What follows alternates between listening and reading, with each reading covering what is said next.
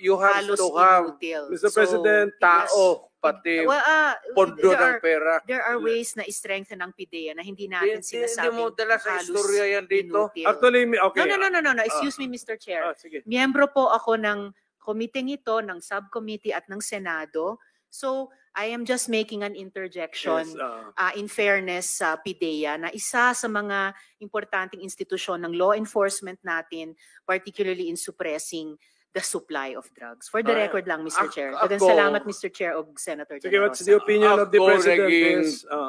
Mayor, congressman, naging presidente. Ang sinasabi ko dito, wala akong tinatamaan.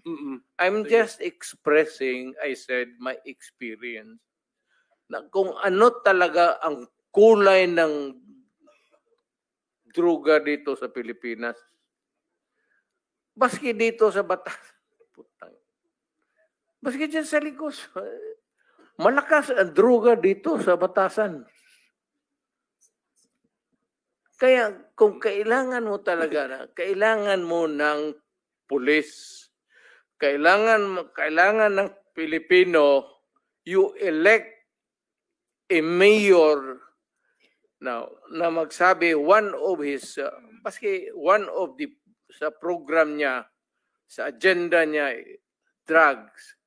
Maghingi siya ng chief of police na who's dedicated at saka yung may character talaga.